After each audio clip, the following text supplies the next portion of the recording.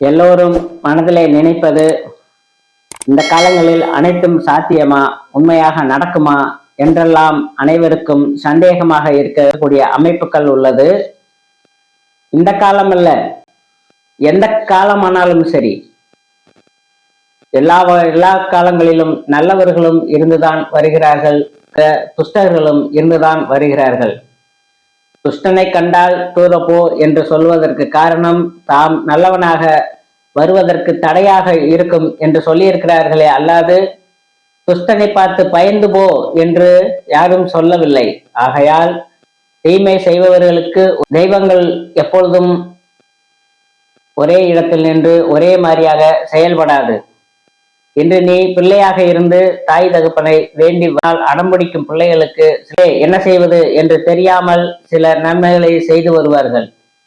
அப்படித்தான் தெய்வங்களும் பிள்ளைகள் என்ன செய்வது என்று ஒரு சில காலங்களிலே உங்களுக்கு அது உறுதுணையாக இருந்து செய்துவிடும். ஆனால் எல்லா நேரமும் உங்களுக்கு நல்லது செய்யாது.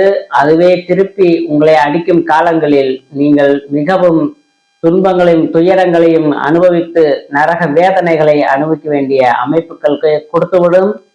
தெய்வங்கள் என்பதுதான் நம்மளை படைத்து இத்தனை செயல்களையும் நம்முள்ளிருந்து செய்கிறது. ஆகையால் இது போன்று தவறுகள் செய்பவர்களும் மற்றவர்களுக்கு துரோகம் செய்பவர்களும் சற்று யோசித்து நடப்பதே சிறப்பாக இருக்கிறது. எங்கு சென்றாலும், எவ்வுலகம் சென்றாலும், எப்பிறவியானாலும் அதில் இருந்து உங்களால் தப்ப இயலாது. இது சத்திய வாக்காக உங்களுக்கு எடுத்து சொல்கிறேன்.